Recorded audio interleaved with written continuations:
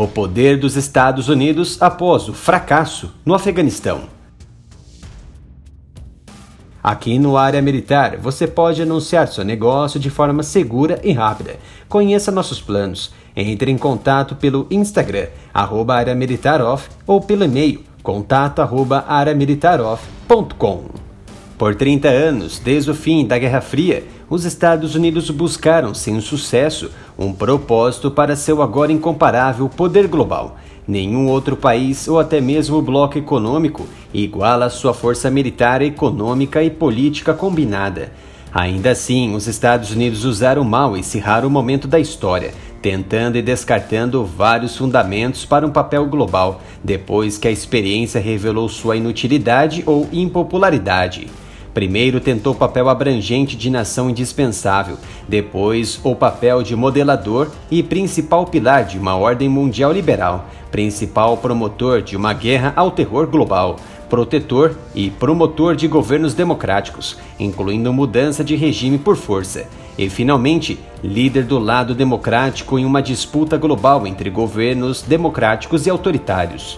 Durante todo o processo, Washington tornou-se cada vez mais dependente do uso do poder militar e, por falta de uso, perdeu a confiança na diplomacia combinada como meio de lidar com os adversários. A ameaça existencial da Guerra Fria mascarou profundas divergências sobre a postura global adequada dos Estados Unidos. Desde então, o debate mudou de forma inconclusiva entre aqueles que acreditam que os interesses dos Estados Unidos são globais e exigem uma liderança agressiva, muitas vezes unilateral, na maioria das questões, e aqueles que defendem uma concepção mais restrita do interesse nacional e uma abordagem mais colaborativa para persegui-lo.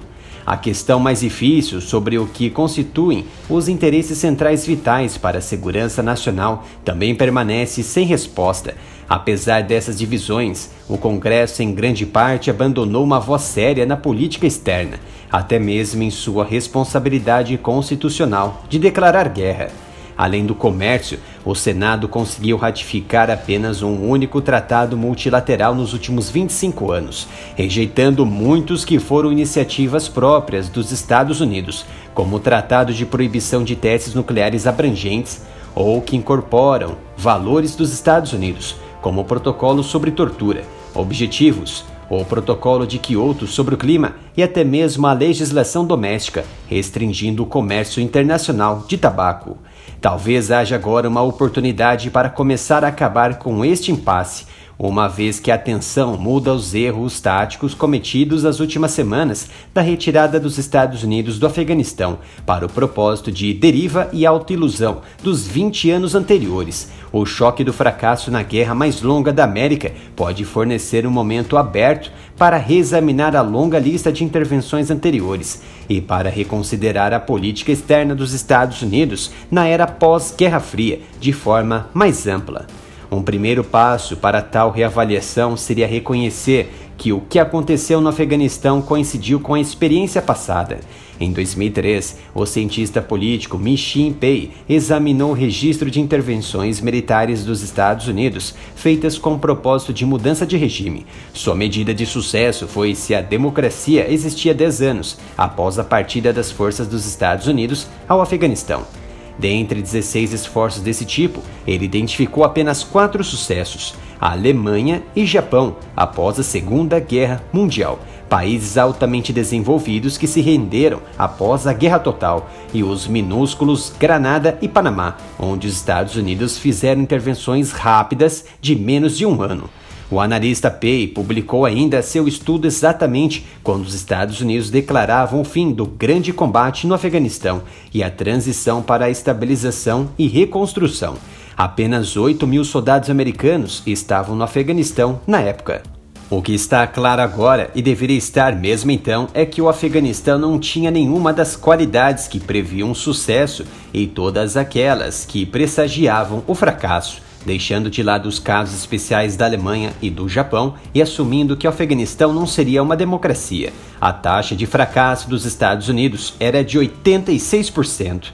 A democracia não pode ser entregue pela força, embora os Estados Unidos continuem tentando. Não entraremos na questão da China, que age enraizando-se nas estruturas da sociedade para assim dominar o controle de uma nação e promover a sua democracia, por meio do investimento social, de destruição e guerra informacional. Entre as muitas lições que devem ser tiradas dessa experiência, 3 são fundamentais.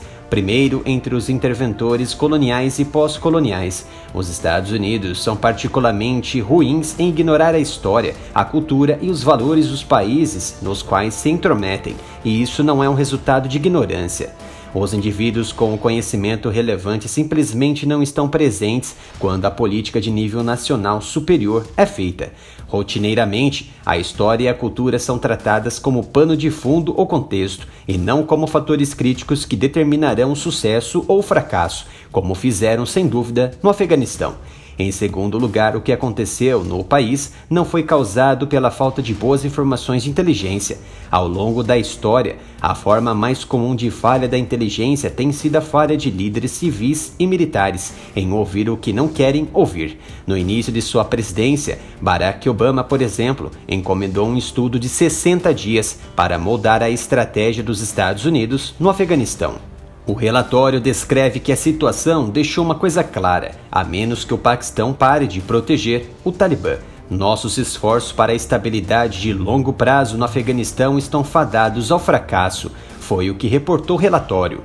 As agências de inteligência dos Estados Unidos sabiam que as conexões entre o Paquistão e o grupo insurgente eram profundas e antigas, e que o Paquistão estava fornecendo um refúgio seguro para os combatentes e lideranças desde o início. A conclusão deveria ter sido que os Estados Unidos deviam de alguma forma quebrar esse vínculo ou cortar suas perdas na construção nacional de um país. Em vez disso, os formuladores de políticas notaram o problema, tentaram sem sucesso melhorá-la e seguiram em frente mesmo assim. Os legisladores dos Estados Unidos não podem confiar nos militares para concluir que uma missão é inatingível. O terceiro passo fundamental está no valor central do Exército, que é executar qualquer missão que lhe foi atribuída. Seu espírito é: posso fazer. Os generais podem identificar as dificuldades com antecedência, mas assim que a missão estiver em andamento, eles insistirão que as coisas estão melhorando ou que melhorarão, com mais dinheiro, tempo, armamento e tropas. O Afeganistão foi um exemplo de fracasso, uma missão inatingível que nenhum espírito otimista do mais gabaritado marechal venceria. Os americanos saem com uma estrela a menos desta guerra e, mesmo mergulhados no fracasso, insistirão futuramente que podem invadir e vencer através da narrativa cultural de superpotência da Segunda Guerra Mundial e na aliança com grandes nações, como a Rússia ou a Europa, contra o mal em comum. Os Estados Unidos não reconhecem seus fracassos e as consequências disso. Nas últimas semanas, falou-se sobre o fim do Império, um retorno ao isolacionismo e enormes ganhos para a China. Questões como essas, com motivos muito maiores, saudaram o fim da Guerra do Vietnã. Entretanto, apesar do cenário ser diferente do atual, 15 anos depois da invasão, os Estados Unidos venceram a Guerra Fria e dominaram o mundo.